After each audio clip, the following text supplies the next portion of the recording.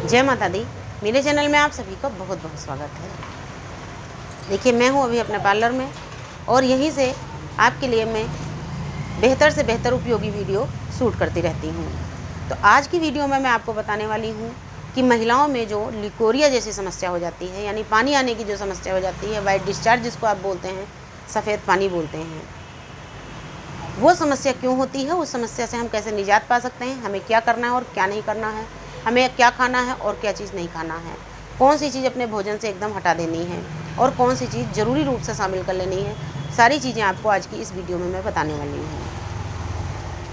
देखिए, सबसे पहले आप ये समझ लीजिए, ये वाइट डिस्चार्ज या लिकोरिया या सफ़ेद पानी की समस्या है क्या और ये क्यों होती है। तो देखिए, ये समस्या आप इसको कैसे पहचानेंगे। सबसे पहले आप इस चीज़ को समझिए, वाइट डिस्चार्ज अगर हो रहा है, देखिए अगर आपको डेट आने का टाइम में 1-2 दिन पहले या बाद में हल्का फुल्का आ रहा है तो वो नॉर्मल है, उससे आपको घबराने की ज़रूरत नहीं, वो आपके स्त्रीत्व की पहचान है। ऐसा नहीं है केवल लेडीज़ में होता है, ये जेंट्स में भी हो सकता है, लेकिन अभी मैं बात लेडीज़ की कर रही हूँ। तो अगर आपको डेट आने से 2 दिन पहले या डेट ख़त्म होने के 2-3 दिन बाद तक आता रहता है हल्का फुल्का, तो वो नॉर्मल है, उसके लिए आपको परेशान होने की ज़रूरत नहीं, क्योंकि वो 2-3 दिन के बाद में अपने आप ही बंद हो जाता है।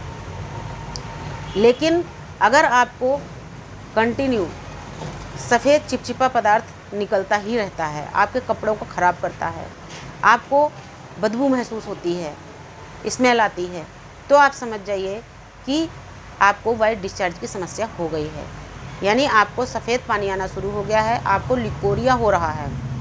और यही वाइट डिस्चार्ज, यही डिस्चार्ज अगर हल्का नीला या हरा या काले रंग का निकलता है तो समझ जाइए कि समस्या गंभीर रूप ले रही है। और स्मेल अर्थात बदबू अगर लिमिट से अधिक हो जाए, बर्दाश्त करना मुश्किल हो जाए, तो आप समझ जाइए कि खतरे की घंटी है। तो अगर समस्या इतनी अधिक बढ़ गई है कि बहुत अधिक बदबू आ रही है, आप उसको झेल नहीं पा रहे हैं, नीला या काले रंग का पदार्थ निकल रहा है, तो बिना देरी किए आप किसी स्त्री रोग विशेषज्ञ को दिखा लीजिए, यानी किसी लेडी डॉक्टर को जाकर के आप दिखा लीजिए, अपनी समस्या बताइए, कब से आपको ये समस्या हो रही है, आपको कितनी कितनी परेशानी है, तो वो आपको कोई ना कोई ऐसी दवाई सजेस्ट करेंगे जिससे कि आप बहुत जल्दी स्वस्थ हो जाएंगे। अगर आपकी समस्या 2-4 या 6 महीने ही पुरानी है या 2 साल भी पुरानी हो गई है, लेकिन फिर भी अगर नीला या काले रंग का डिस्चार्ज नहीं हो रहा है, बहुत अधिक स्मेल नहीं आ रही है, यानी बदबू नहीं आ रही बहुत अधिक, नॉर्मली ऐसे ही आपको लगातार सफ़ेद पानी आता रहता है, आपके कपड़े ख़राब होते हैं, आपको कई बार चेंज करना पड़ता है, तो उसके लिए जो यहाँ पर मैं आपको ट्रीटमेंट बता रही हूँ 100% कारगर है और लाखों लोगों को मैंने अपने सामने इसी ट्रीटमेंट से ठीक किया है। वही ट्रीटमेंट यहाँ पर आज आपको मैं बता रही हूँ। आपसे रिक्वेस्ट है, प्लीज़ वीडियो को बहुत ध्यान से सुनिएगा, बिल्कुल भी स्किप मत कीजिएगा। तो देखिए, अगर आपको ये समस्या, मैं आपको ये भी बताऊंगी इस समस्या में क्या क्या परेशानियां होती हैं और उन परेशानियों से आप कैसे बच सकते हैं। सबसे पहले आप इसका इलाज जान लीजिए। इसके लिए आपको क्या करना है, आप जब चावल बनाते हैं थोड़ा सा पानी ज़्यादा डालें और खुले में चावल पकाएं, यानी कि किसी खुले बर्तन में चावल पकाएं। जब चावल पका हो जाता है तो गाढ़ा गाढ़ा उसका जो चावल का माड़ निकलता है, उसको आप 1 से 2 चमचा निकाल लीजिए और गरम ही गरम आप उसको पी लीजिए। ये आपके लिए बहुत अधिक फ़ायदेमंद होगा।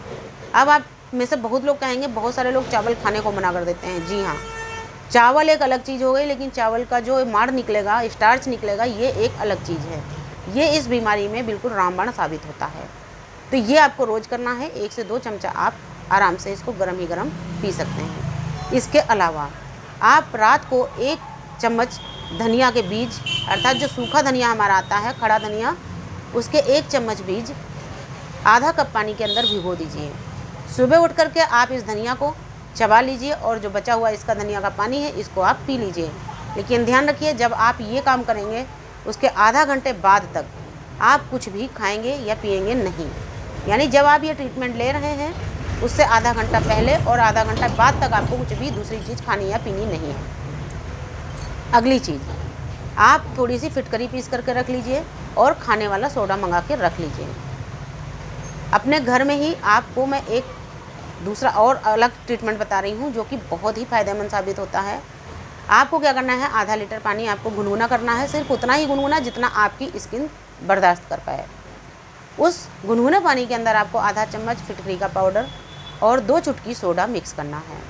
फिर इस पानी को छान लीजिए और छानने के बाद में आप इसे छींटे मार के अपने प्राइवेट पार्ट को धो लीजिए। अगर आप चाहें तो इसको स्प्रे बोतल में भर करके स्प्रे करके भी अपने प्राइवेट पार्ट को साफ़ कर सकते हैं। उसके बाद में पोंछ लीजिए।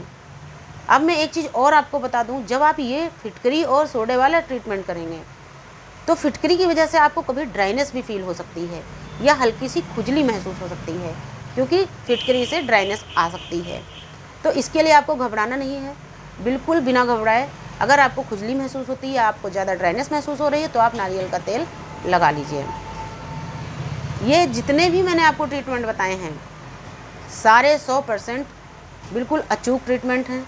इनमें से कोई भी जो आपको समझ में आए आप कर लीजिए, और अगर आप चाहते हैं कि बहुत जल्दी आपको फ़ायदा हो तो ये सोडा और फिटकरी वाला आप ट्रीटमेंट कीजिए। 3 दिन में आपको 50% से ज़्यादा समस्या ख़त्म होती नज़र आएगी।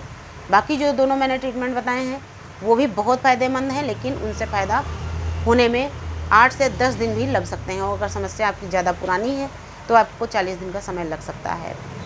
लेकिन जो ये समस्या है आपकी जड़ से एकदम ख़त्म हो जाएगी। और आपको ये जो फिटकरी वाला है ट्रीटमेंट, इसको आपको 10 दिन से ज़्यादा नहीं करना पड़ेगा, 10 दिन में ही पूरी तरीके से समस्या ख़त्म हो जाएगी। जो दूसरे ट्रीटमेंट हैं वो आपको 40 दिन तक करने पड़ सकते हैं। देखिए, जब आपको वाइट डिस्चार्ज की समस्या होती है, आपके कमर में, पेड़ों में, जांघों में, पूरे बदन में आपके दर्द बना रहता है, ऐंठन सी हो सकती है, आपको वीकनेस महसूस हो सकती है, आँखों के नीचे आपके गड्ढे पड़ सकते हैं, काले निशान पड़ सकते हैं, आपके अंदर चिड़चिड़ापन आ सकता है, क्योंकि इससे वीकनेस आती है, यानी कमजोरी आती है।